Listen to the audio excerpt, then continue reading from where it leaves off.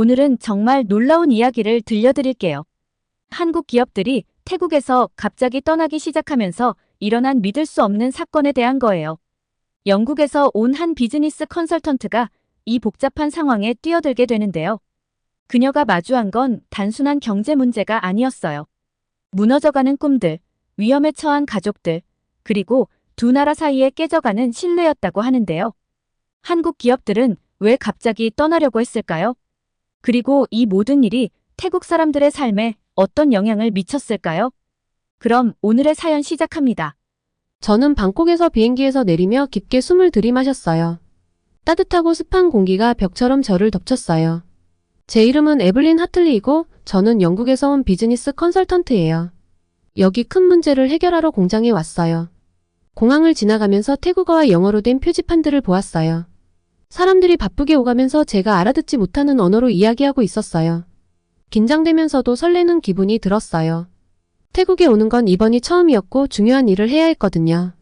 짐을 찾아서 택시를 잡았어요. 기사님이 웃으며 어디로 가십니까, 손님? 이라고 물으시길래 호텔 주소를 보여드렸어요. 방콕의 붐비는 거리를 달리면서 창밖을 내다봤어요. 런던과는 정말 많이 다른 도시였어요. 높은 건물 옆에 작은 가게들이 있고 오토바이를 탄 사람들이 교통 사이를 요리조리 빠져나갔어요. 매운 음식 냄새가 공기 속에 가득했어요. 호텔에 도착해서는 서둘러 짐을 풀었어요.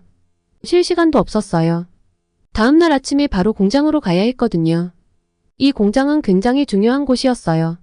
전자제품을 만드는 곳이었는데 지금은 문제가 생긴 상태였어요. 그날 밤 저는 잠을 제대로 잘 수 없었어요. 계속 공장과 거기서 일하는 사람들이 생각났거든요.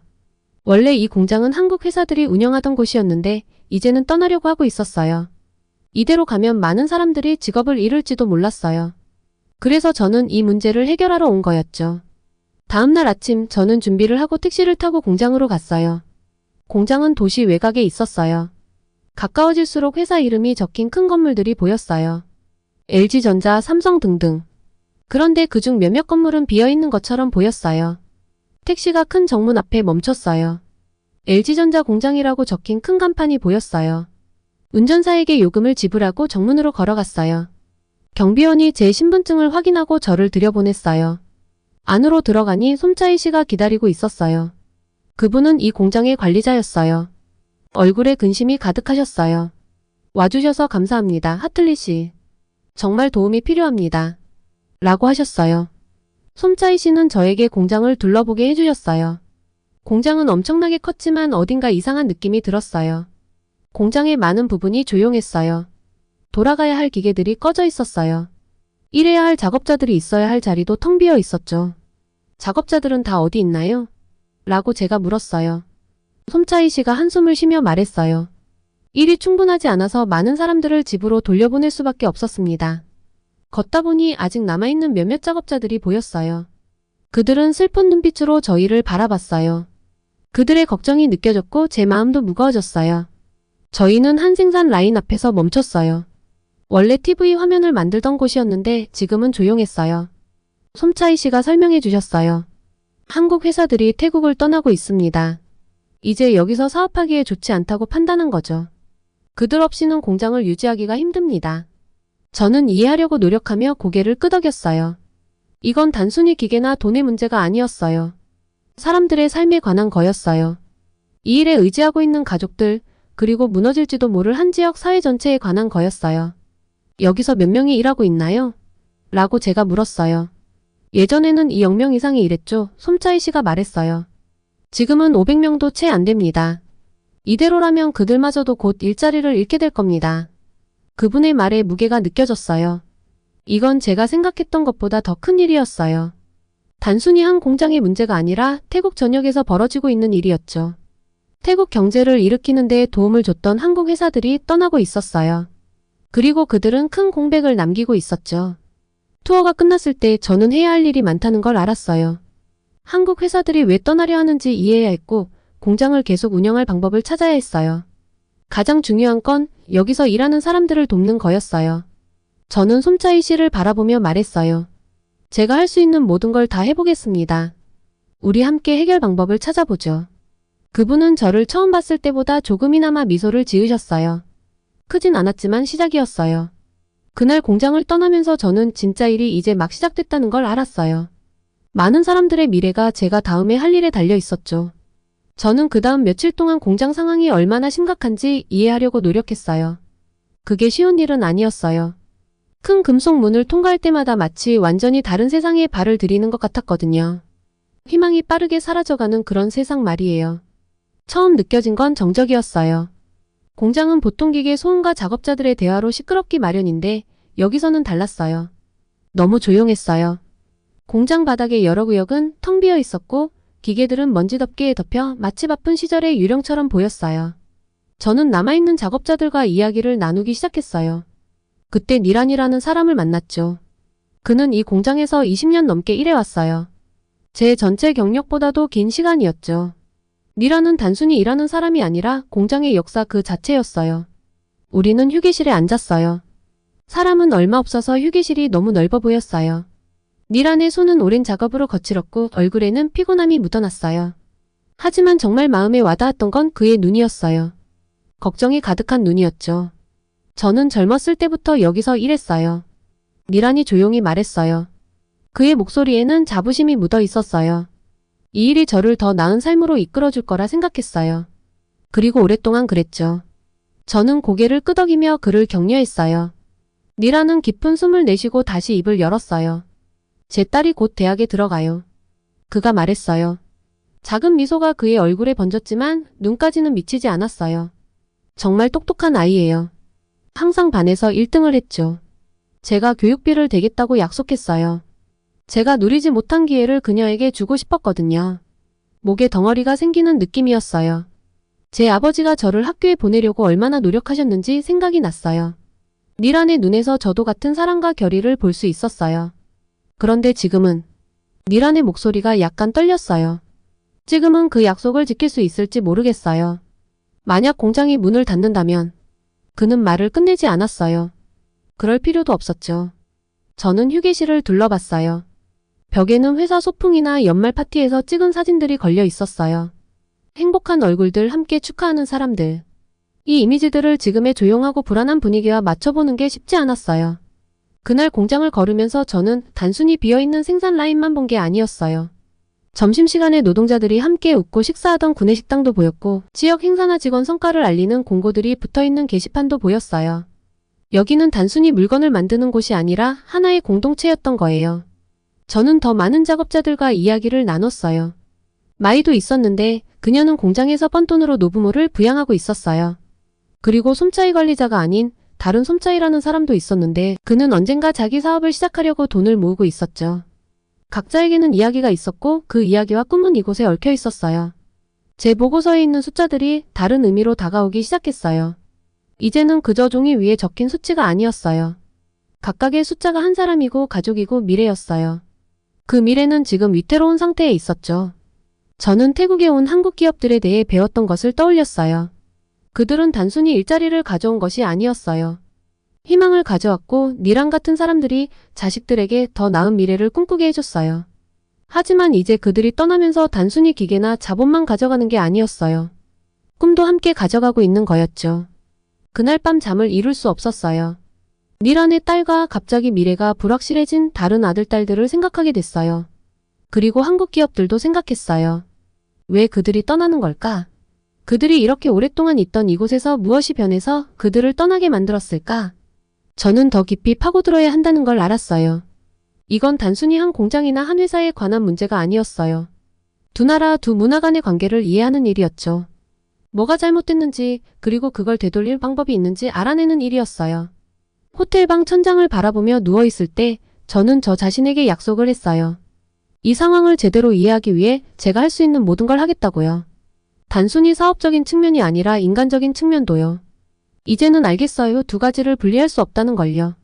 진정으로는 말이에요. 다음날 저는 일찍 일어났어요. 할 일이 많았으니까요.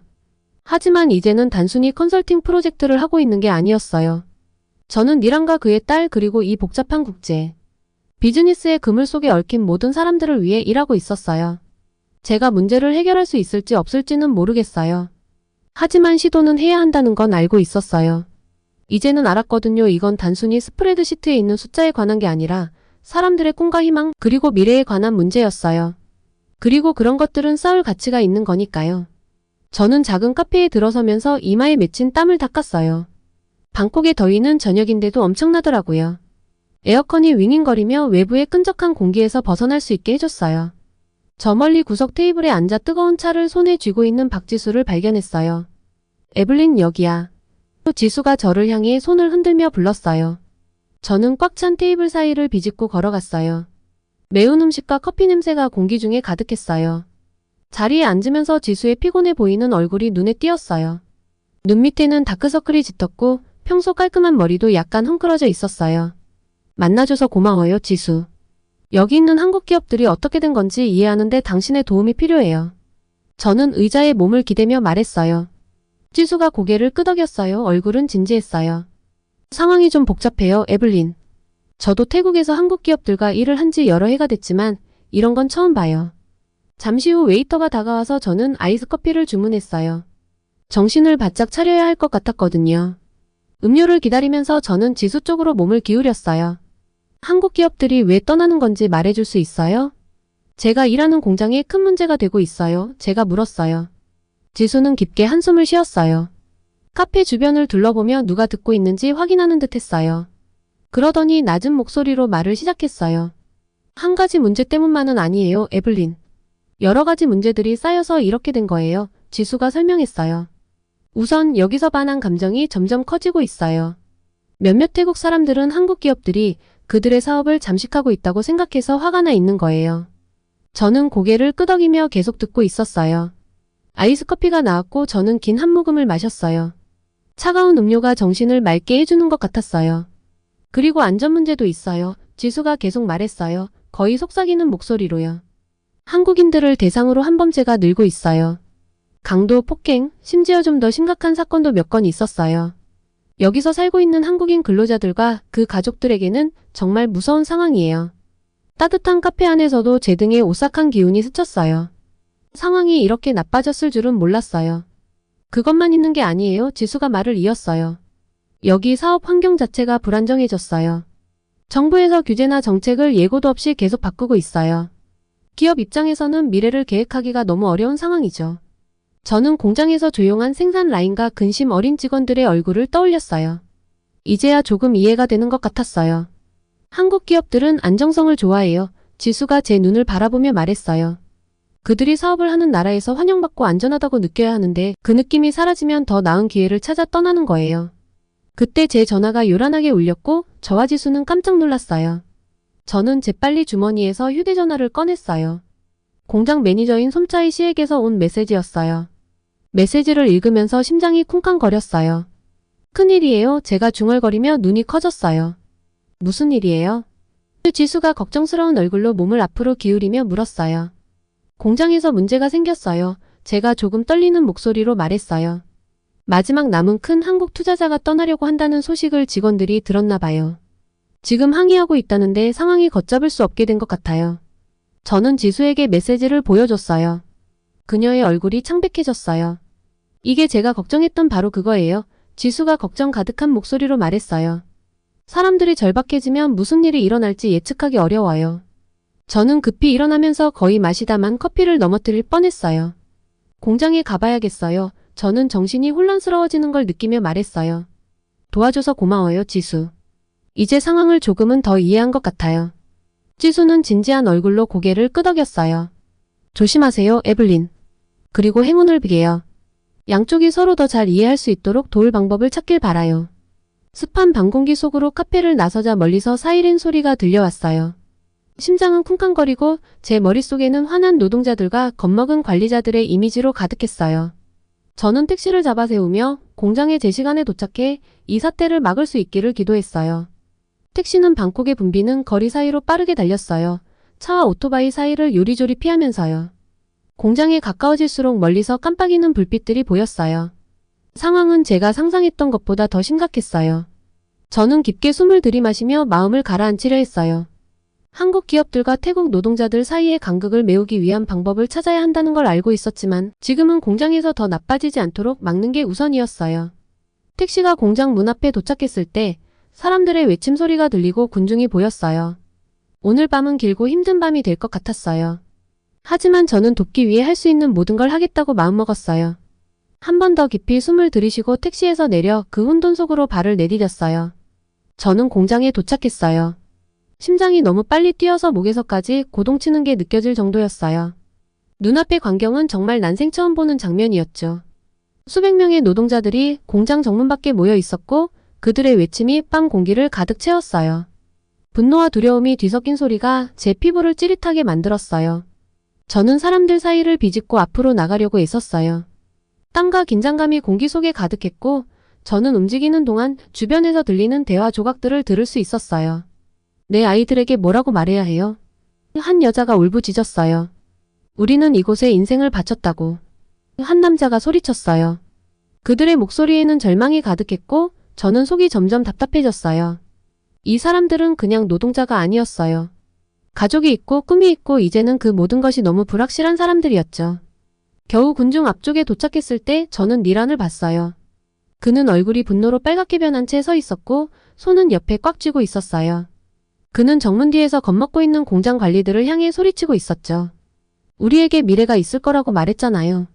니란이 외쳤어요. 그의 목소리는 감정으로 갈라지고 있었어요. 이제 우리 보고 어쩌라는 거예요? 우리 가족은 어떻게 먹여 살려야 하죠? 저는 점점 더 많은 노동자들이 앞으로 밀고 들어오는 걸 봤어요.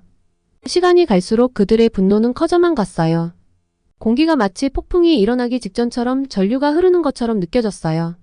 저는 뭔가 해야만 한다는 걸, 어떻게든 이 상황이 더 악화되지 않게 막아야 한다는 걸 알았어요.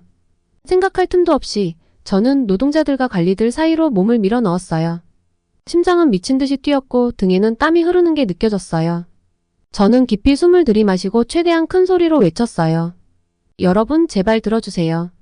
잠시 동안 군중은 조용해졌어요. 모든 시선이 저에게 쏠렸고 저는 그 시선의 무게를 느낄 수 있었어요. 침을 꿀꺽 삼키고 계속했어요. 여러분의 기분이 어떤지 이해해요. 저는 목소리를 최대한 떨지 않도록 애쓰며 말했어요. 이건 그냥 일자리 문제만이 아니잖아요. 가족 미래 꿈이 걸린 문제라는 걸 알아요. 저는 주위를 둘러보며 최대한 많은 사람들과 눈을 마주쳤어요. 그들의 눈에는 분노, 두려움, 절망이 가득했어요. 하지만 그 속에는 희미한 희망도 있었어요. 누군가가 도와주길 바라는 묵묵한 부탁이 보였죠. 하지만 폭력으로는 회사를 되돌릴 수 없어요. 저는 계속 말했어요. 우리가 가진 문제를 해결할 수 없어요. 함께 힘을 모아 해결책을 찾아야 해요. 제가 말을 이어가는 동안 니란이 저를 바라보고 있는 걸 느꼈어요. 그의 눈에는 분노와 절망이 섞여 있었고 그 모습이 제 마음을 아프게 했어요. 한참 동안 우리 둘은 서로를 바라보기만 했어요. 주변의 군중은 숨을 죽이고 다음에 무슨 일이 일어날지 기다리는 것 같았어요. 그리고 천천히 거의 눈에 띄지 않게 니란의 어깨가 축 처졌어요. 그의 눈에 가득했던 분노는 다른 감정으로 바뀌었어요. 체념일 수도 있고 혹은 지친 기색일 수도 있었어요. 그는 한 발짝 물러섰고 마치 마법이 풀린 것 같았어요. 군중은 흩어지기 시작했고 그들의 외침은 조용한 중얼거림으로 변했어요. 사람들이 돌아서면서 저는 대화 조각들을 들을 수 있었어요. 아마 그녀 말이 맞을지도 몰라 한 노동자가 친구에게 말했어요. 우리에게 무슨 선택권이 있겠어? 그의 친구가 대답했죠. 군중이 점점 줄어들면서 저는 떨리는 숨을 내쉬었어요. 다리가 힘이 풀릴 것 같았고 너무 긴장한 나머지 근육이 뻐근해졌다는 걸 그제야 깨달았어요. 남아있는 노동자들의 얼굴을 둘러보니 그들은 여전히 지쳐 보이고 걱정스러워했지만 이제는 폭력 직전의 상태는 아니었어요. 솜차이 씨가 저에게 다가왔어요. 그의 얼굴은 창백하고 헬쑥했어요. 고맙습니다. 그가 조용히 말했어요. 당신이 없었다면 무슨 일이 일어났을지 모르겠어요. 저는 고개를 끄덕였어요. 지금 당장은 말을 할 자신이 없었거든요. 아드레날린이 빠져나가면서 온몸이 녹초가 된 기분이었어요. 하지만 이건 단지 시작일 뿐이라는 걸 알고 있었어요. 오늘 밤 우리는 위기를 피했지만 진짜 문제는 이제부터였어요. 저는 차로 돌아가는 동안 니란의 얼굴이 계속 떠오르는 걸 떨쳐낼 수 없었어요. 그 얼굴에 비친 절망, 두려움, 분노 그건 지금 우리가 직면한 상황이 얼마나 절박한지를 일깨워주는 강렬한 상징이었어요. 이건 단지 스프레드시트 속 숫자가 아니었어요. 실제로 그들의 삶이 걸려 있었어요. 차 안에 앉아서 저는 한참 동안 가만히 있었어요. 손은 약간 떨리고 있었고 저는 핸들을 꽉 쥐고 있었어요. 시간을 조금 벌었지만 그리 많지 않았어요. 우리는 진짜 해결책을 찾아야 했어요. 빠르게요. 한국 회사들이 떠나면서 단지 일자리만 사라진 게 아니었어요. 희망과 발전 그리고 더 나은 미래에 대한 약속이 함께 사라져버렸죠. 호텔로 돌아가는 길, 제 머릿속은 온갖 생각으로 복잡했어요. 뭔가 더 해야 한다는 걸 알았어요. 하지만 무엇을? 어떻게 하면 한국 투자자들을 다시 돌아오게 설득할 수 있을까요? 이 노동자들과 그들의 가족을 어떻게 도울 수 있을까요? 아직 답은 없었지만 한 가지는 분명했어요. 포기할 수 없다는 것. 너무 많은 사람들이 해결책을 기다리고 있었으니까요. 호텔 주차장에 차를 세우면서 저는 조용히 스스로에게 그리고 모든 노동자들에게 약속했어요. 어떤 방법을 써서라도 그들을 돕겠다고요. 밤은 아직 끝나지 않았어요. 해야 할 일이 있었어요. 이제 계획을 세워야 할 때였어요. 한국 투자자들을 다시 데려오고 이 지역 사회의 희망을 되찾아줄 수 있는 그런 계획을요. 쉬운 일은 아니겠지만 가치 있는 일은 언제나 쉽지 않으니까요. 다음날 아침 일찍 일어났어요.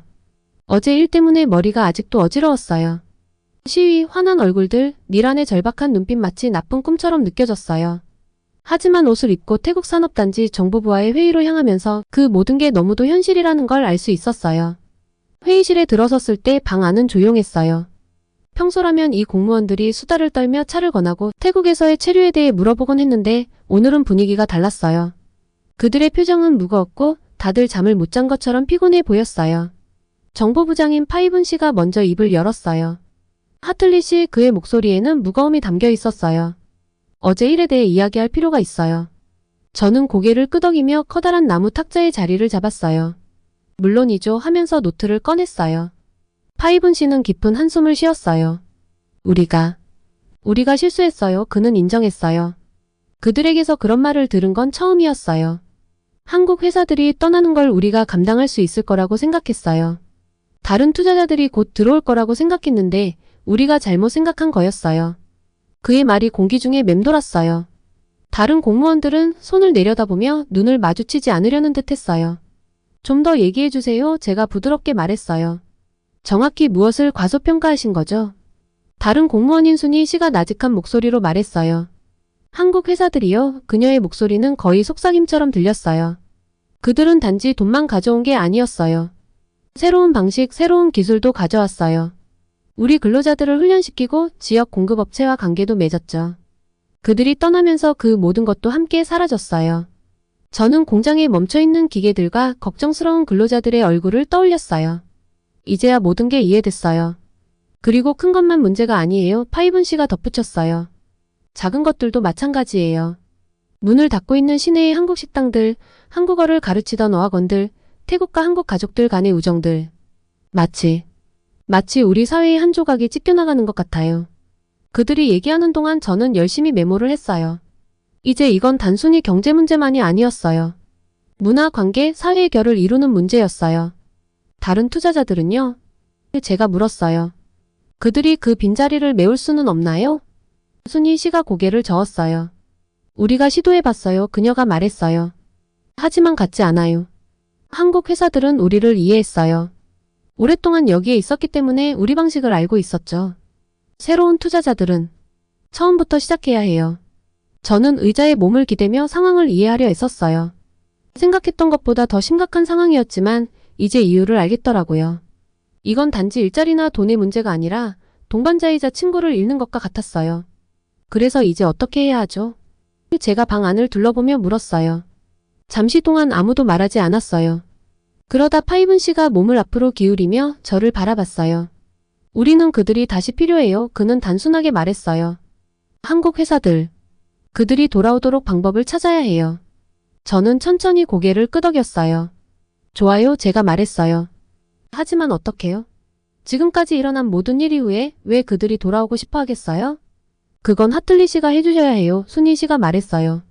이제 두 쪽 다 보셨잖아요. 근로자들과도 얘기했고 공장도 보셨어요. 그리고 한국 측 입장도 이해하고 계시잖아요. 이 간격을 메우는 데 도움이 필요해요. 그들의 말에 담긴 무게, 저에게 맡겨진 책임을 느꼈어요. 부담스럽기도 했지만 해내야 한다는 생각이 들었어요. 알겠습니다. 제가 깊은 숨을 내쉬며 말했어요. 최선을 다할게요. 하지만 모든 걸 알아야 해요. 한국 회사들이 가졌던 문제, 불만 모든 것. 그 모든 것을 해야 그들이 돌아오는 걸 고려할 수 있을 거예요. 그 후 몇 시간 동안 우리는 이야기를 나눴어요. 그들은 한국 주재원들이 가졌던 안전 문제, 회사들이 직면했던 관료적 장애물, 시간이 지나며 쌓인 문화적 오해들에 대해 말해줬어요. 저는 그 모든 걸 적으며 이미 머릿속에서 아이디어들이 떠오르기 시작했어요. 회의가 끝나고 제가 일어나려 할 때 파이븐 씨가 제 팔을 붙잡았어요. 하틀리 씨, 그는 낮은 목소리로 말했어요. 감사합니다. 우리가 많은 걸 부탁드리는 거 알아요. 하지만 당신 덕분에 희망이 생겼어요. 몇 달 만에 처음으로 아마도 정말로 이걸 고칠 수 있을 것 같아요. 저는 미소를 지으며 결의와 불안을 동시에 느꼈어요. 최선을 다할게요, 제가 말했어요. 그게 우리가 할 수 있는 전부니까요. 건물을 나와 분주한 방콕거리로 걸어나가면서 긴 밤이 저를 기다리고 있다는 걸 알았어요. 보고서를 써야 했고 간청해야 했죠. 하지만 그보다 더 중요한 건 하나의 공동체를 구해야 한다는 거였어요. 그리고 그걸 가능하게 할 말을 어떻게든 찾아내야 했어요. 저는 런던에 있는 책상 앞에 앉아서 컴퓨터 화면을 멍하니 바라보고 있었어요. 태국을 떠난 지 몇 주가 지났는데도 거기서 만났던 사람들이 자꾸만 생각났어요. 니란의 걱정스러운 얼굴이 계속 머릿속에 떠올랐거든요. 그는 잘 지내고 있을까요? 그의 딸은 괜찮을까요? 아직도 일을 하고 있을까요? 그때 핸드폰이 울렸어요. 상사에게서 온 문자였어요. 태국에서 새로운 소식 있나요? 라고 물었어요. 한숨을 쉬면서 답장을 쳤어요. 아직 없어요. 무슨 소식이 오기를 기다리고 있어요. 보내기 버튼을 누르자마자 컴퓨터에서 핑하는 소리가 들렸어요. 새 이메일이 도착했는데 발신자가 누구인지 보고 가슴이 철렁했어요. 태국의 공장장인 솜차이 씨한테서 온 거였어요. 제목은 좋은 소식이었어요. 손이 약간 떨리는 걸 느끼면서 클릭해서 열었어요. 친애하는 에블린, 이메일은 이렇게 시작했어요. 잘 지내고 계시길 바랍니다. 전해드릴 흥미로운 소식이 있어요. 화면에 얼굴을 가까이 대고 숨을 죽였어요. 한국 투자자들과의 대화가 시작됐습니다. 솜차이 씨가 썼어요. 그들이 다시 태국으로 돌아오는 걸 고려 중이에요. 아직 완전한 합의는 아니지만 좋은 시작이라고 볼 수 있죠. 얼굴에 큰 미소가 퍼졌어요. 이건 우리가 바라던 바로 그 소식이었어요. 솜차이 씨의 이메일은 이렇게 이어졌어요. 정부에서 한국 기업과 근로자들이 여기서 안전하다고 느낄 수 있도록 조치를 취하겠다고 약속했습니다. 또한 비즈니스 규칙을 좀 더 안정적이고 공정하게 만들기 위해 노력 중입니다. 읽으면서 고개를 끄덕였어요. 이런 변화들이야말로 진정으로 큰 변화를 가져올 수 있는 것들이었거든요. 물론 아직 해야 할 일이 많습니다. 솜차이 씨는 계속했어요. 하지만 몇 달 만에 처음으로 사람들 얼굴에 희망이 보이기 시작했어요. 에블린, 이곳 근로자들의 얼굴에서 그 무거운 짐이 벗겨진 것 같은 변화를 보실 수 있을 겁니다. 제 머릿속에 그 장면이 그려졌어요. 니란을 생각하며 그의 얼굴에서 걱정의 주름이 조금이라도 펴지는 모습을 상상했어요. 아마 이제는 딸의 미래에 대해 조금 더 자신감을 가질 수 있을지도 모르겠네요. 솜차이 씨의 이메일은 개인적인 감사의 말로 끝났어요. 에블린, 당신의 노력 덕분에 여기 많은 변화가 있었습니다. 우리가 한국 회사들과의 신뢰를 다시 쌓아야 한다는 걸 깨닫게 해주셨죠. 감사합니다. 마음속에 따뜻한 감정이 밀려왔어요. 제가 조금이라도 도움이 되었다는 걸 알게 되어 기뻤어요. 의자에 기대어 앉아 그동안 일어났던 일들을 떠올렸어요. 세상이 얼마나 연결되어 있는지 정말 놀라웠어요. 한국에서 내려진 기업의 결정이 태국의 가정들의 삶을 바꿀 수 있다니, 그 변화가 다시 전 세계의 비즈니스와 사람들에게까지 영향을 미칠 수 있다는 걸 새삼 깨달았어요. 이번 경험을 통해 한국에 대해 알게 된 것들을 생각했어요. 한국의 영향력은 때로는 조용하지만 매우 강력하다는 걸 느꼈어요. 한국 기업들은 단지 일자리를 제공하는 것뿐 아니라 새로운 방식, 새로운 기술, 그리고 더 나은 삶을 만들어갈 기회를 사람들에게 가져다 주었어요. 하지만 그 연결이 얼마나 취약한지도 보였어요.